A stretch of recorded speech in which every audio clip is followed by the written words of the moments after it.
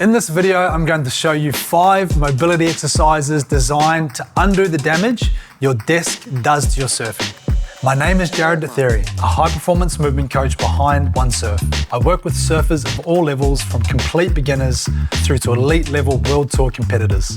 The single biggest difference I see between someone who struggles and someone who flows is not strength, it's mobility and rhythm. And the surfers that struggle the most are the ones that spend a big part of their week in a seated position, which is exactly why I'm going to show you why sitting for 40+ hours a week creates the stiffness, pain and poor performance you feel every time you paddle out. And I'll give you 5 mobility exercises that target your hips, upper back, shoulders and ankles, all areas that suffer due to being seated throughout the week. The best part about these exercises, you don't need any equipment. You can do them at home, before or after work. They take less than 10 minutes. Let's get into exercise 1. First movement is a half kneeling hip flexor stretch. We're going to drop one knee down to the ground. The opposite leg is going to come forward into a right angle. We're going to start by driving the hips forward. And as we do, we want to make sure the hips are tucked up and in, just gently, that little anterior tilt. We're going to drive the hips forward so we feel a bit of a stretch on that hip flexor. Now I'm going to take you through a bit of a sequence of this movement. We're going to hold this position for anywhere between 20 to 30 seconds. At the end of that time, we're then going to take this right arm, extend it as long as we can, up and over the head, point 2 fingers on that right hand with it like a gun, grab those 2 fingers with the opposite hand and gently pull down. So now we're releasing all the way down the right side of the body into that hip flexor. Big inhale. And then on the exhale, drive the hips a little deeper, just remembering keeping those hips gently tucked up and in. So we're getting into that right side of the hip. If you can drive the hips a little deeper, great. Anywhere between 30 to 60 seconds in this position will really loosen up and release some of that tension through the front of the hip. Just to recap on the half kneeling hip flexor stretch, tight hips from sitting all day are the #1 mobility limitation for surfers. Limits pop-up speed, stance depth and turning ability. If your front foot never lands far enough forward, this is almost always why. Easy to build into your daily routine. Even 2 minutes a day makes a massive difference. Anywhere from 1 to 2 minutes each side of the body for this stretch. For the second exercise, we're going to do some thoracic extension. I know I mentioned we didn't need any equipment, but for the second exercise, we are going to use a foam roller. So you do need a foam roller for number 2. We're going to start on our backs, on the ground. Really good, this exercise, for opening up your chest and getting out of that hunch rounded position we find ourselves in when we're sitting or at a desk a lot of the day. So from here, we're going to take that foam roller behind us. We're leaning back on it. We're going to open up the arms. Now, as I roll up the foam roller, my back across the foam roller, I'm going to open up my chest, take the foam roller towards the shoulder blades and extend the hands above the head. The first rep, I'm just going to hold here for 10 seconds. Take a big inhale.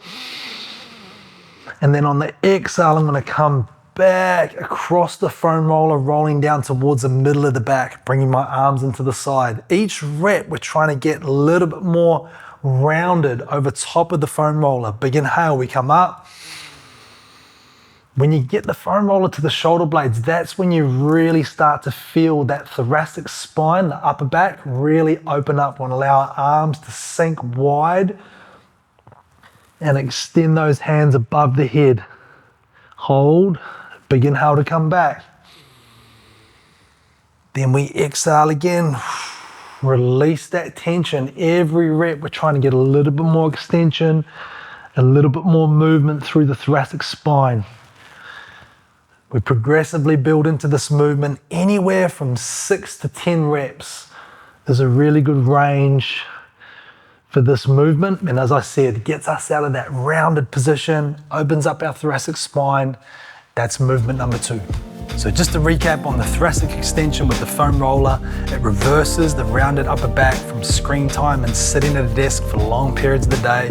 It takes the load off the lower back and neck during paddling. I program this exercise into all routines regularly as it just feels good, and most people suffer from having a rounded or tight thoracic spine. So this is a good one to add to your routine. Anywhere from 8 to 12 reps for the thoracic extension on the foam roller is a good number of reps for this movement.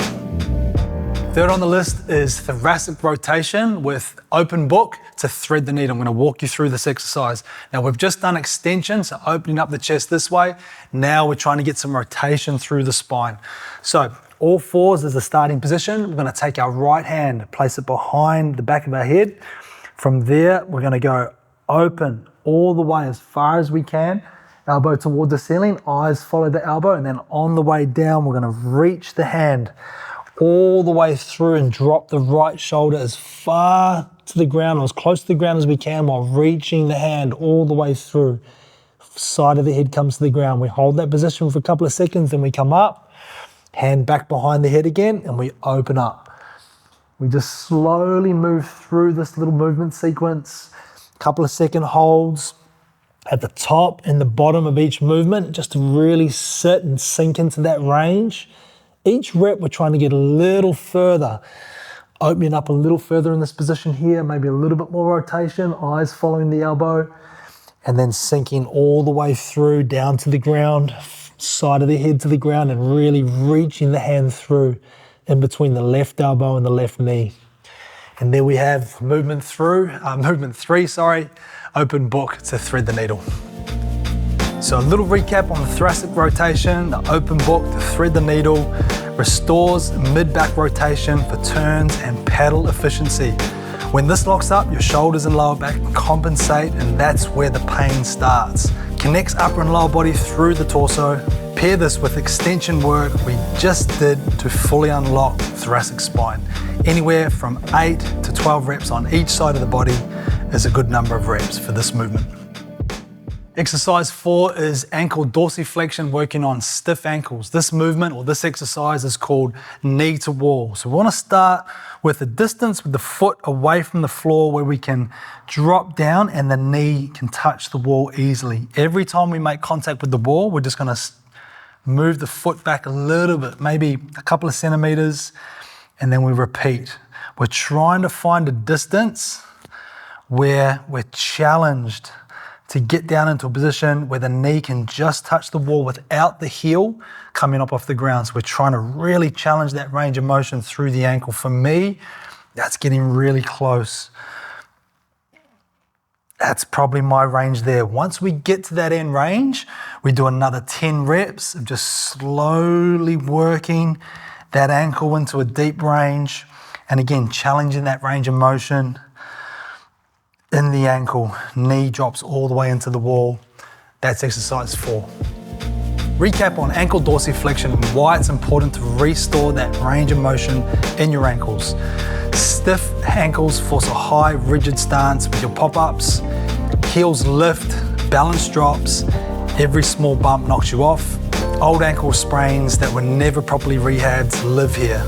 Restoring this range helps you compress and absorb on your board. Anywhere from 10 to 15 reps each ankle is a good range for this exercise. And last but not least, exercise 5 is pinky to thumb arm extensions. We're going to stand with our feet shoulder width apart, soften the knees. We're going to extend the arms long in front of our hips, touch the pinkies at the bottom, and then as we take the arms wide, we're lengthening the arms as long as we can, trying to bring the hands straight above the head, touch the thumbs together at the top, and then all the way back down, nice and controlled tempo. Again, pinkies at the bottom. Each time I come up, I'm trying to take my hands back and behind my head just a little bit further. I'm challenging that range of motion through my shoulders. Nice, steady, controlled tempo. Pinkies at the bottom again. We can connect to breath, big inhale on the way up. Thumbs touch at the top, really working hard to stay extended through the elbow, so long arms. And we're just getting those scapular and shoulder blades to work through its range of motion in a healthy movement pattern. Really helps unlock those shoulders, switches on the stabilizers, and really good for shoulder health so you can paddle more, paddle longer. Let's go. So lastly, a recap on our pinky to thumb exercise. Scapular control and shoulder stability. Desk job rounds your shoulders and switches off those muscles that protect your shoulders when you paddle.